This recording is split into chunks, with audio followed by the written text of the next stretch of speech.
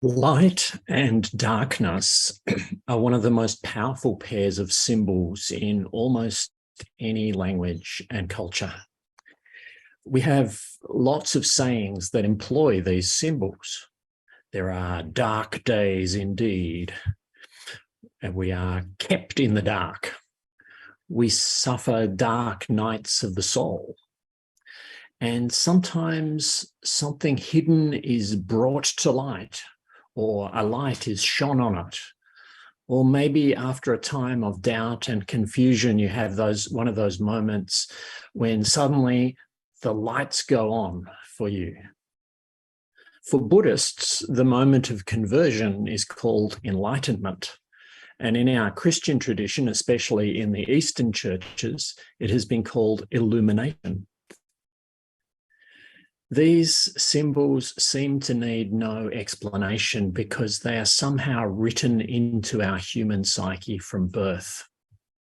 In childhood, many of us were afraid of the dark, though I have never heard of a child being afraid of the light. I do know some business tycoons and politicians who seem to be afraid of the light.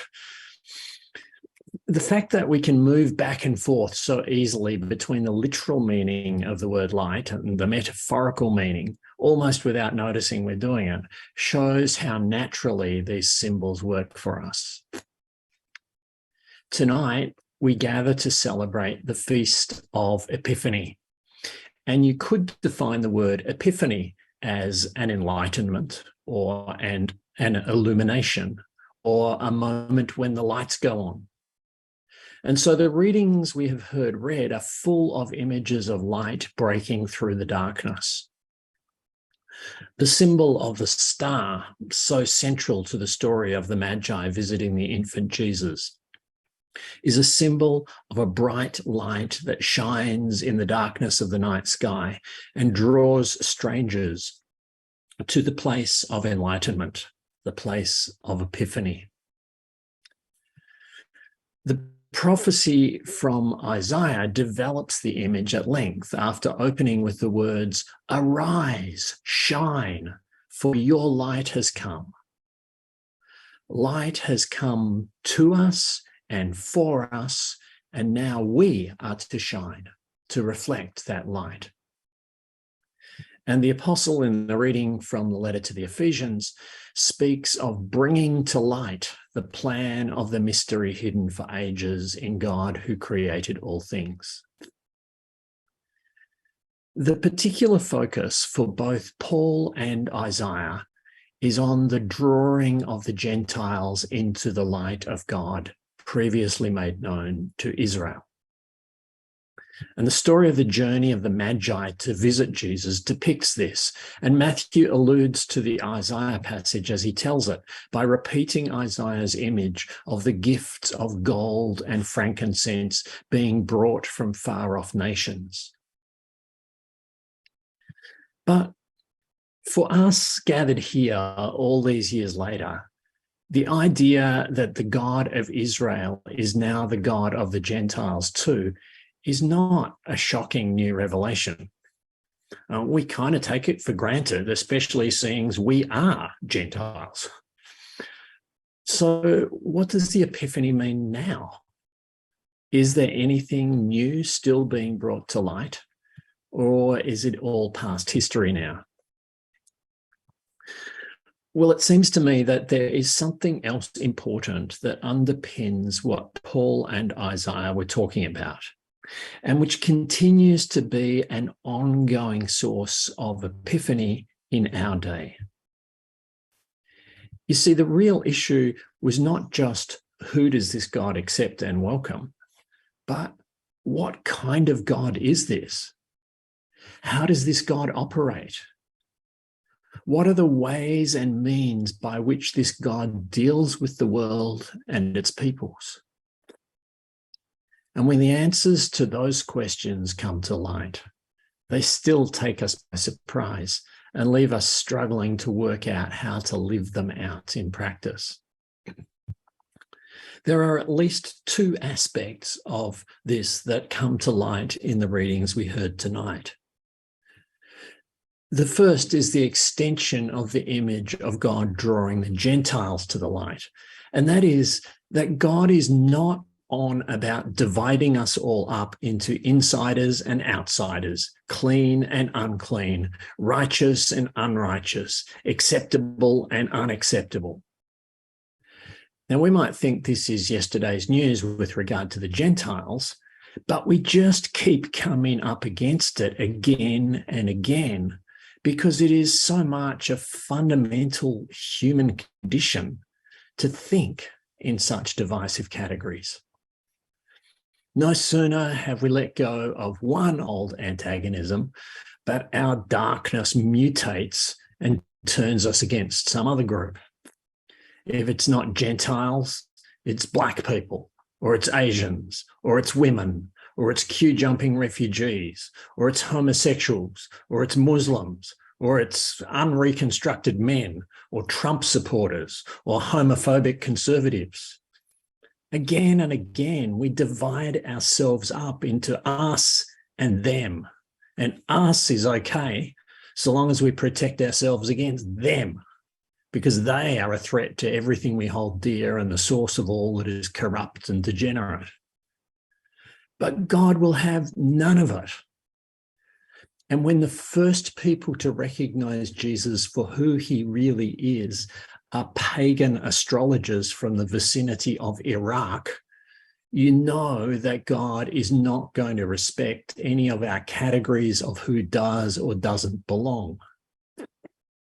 Wherever the darkness of our prejudice and divisiveness settles, the light of God's love bursts forth, and we have to either welcome it and embrace it or go scuttling off for more darkness to hide ourselves in. The second way in which new things are being brought to light constantly is the never-ending surprise of the humility and vulnerability of the ways and means by which God operates. We keep wanting and expecting God to act in big, powerful ways that no opposition on earth can resist. Even when we try to find words to define God, we often begin with things like omnipotent and almighty. We want a God who deals with evil with an iron fist, as long as it's not our evil, and who wipes away the oppressors and deals out justice for all.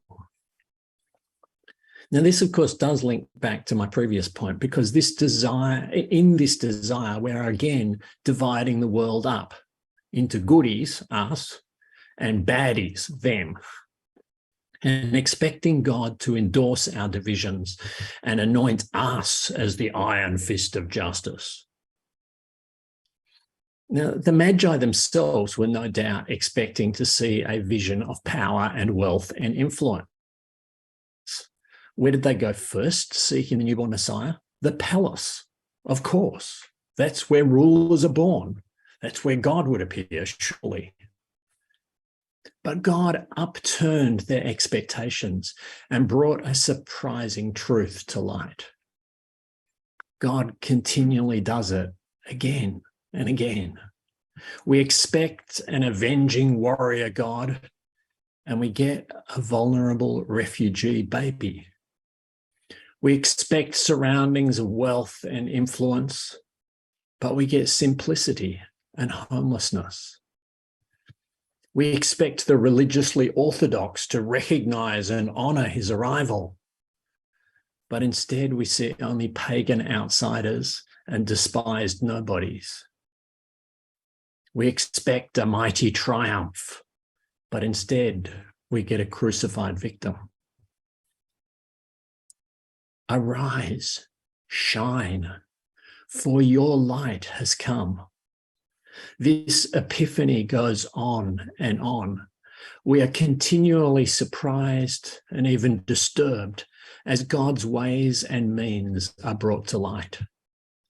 Over and over, we look for one thing, even cry out for it and plead for it, but we get another. In Jesus, hunted at birth and humiliated at death, God's ways and means are shockingly brought to light. Love and mercy and consolation, which seemed like a welcome idea when God was dealing with us. But when God is dealing with them, we wanted a God of judgment and vengeance and righteous anger. But as the light comes and makes known to us the God who is, we are called to respond. Arise, shine, for your light has come. As we are drawn to the light and kneel before this epiphany of God's vulnerable love and grace, we are called to arise and to shine forth this revelation in and through our own lives. Having received the gift of an epiphany, we are called to be an epiphany. Arise, shine, for your light has come, and the glory of the Lord has risen upon you.